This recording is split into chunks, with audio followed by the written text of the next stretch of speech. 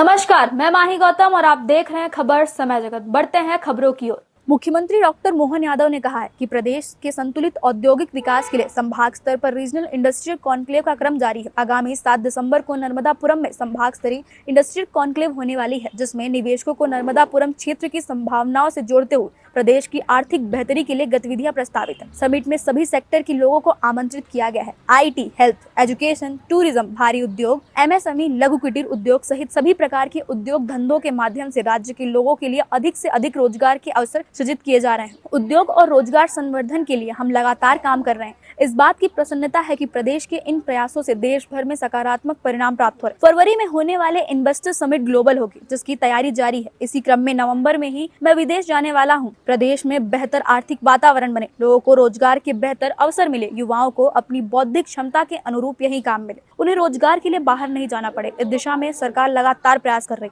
मुख्यमंत्री डॉक्टर मोहन यादव ने मुख्यमंत्री निवास से मीडिया को जारी संदेश में यह विचार व्यक्त किए। मुख्यमंत्री डॉक्टर मोहन यादव ने प्रधानमंत्री नरेंद्र मोदी के वन नेशन वन इलेक्शन के विचार की सराहना करते हुए कहा कि विकास और जन कल्याण की गतिविधियों के सतत संचालन की दृष्टि से यह उपयुक्त है।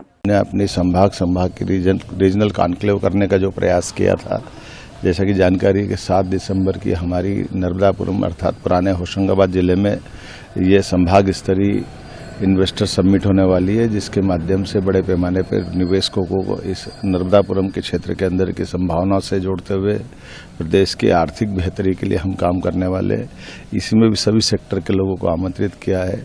IT से लगा करके हेल्थ, एजुकेशन, टूरिज्म या हेवी इंडस्ट्री, MSME या लघु कुटीर उद्योग, सभी प्रकार के उद्योग धंधे बढ़ा करके हमारे राज्य के लोगों के लिए जैसा जीवन बेहतर हो सकता है उस पर हम लगातार काम कर रहे हैं।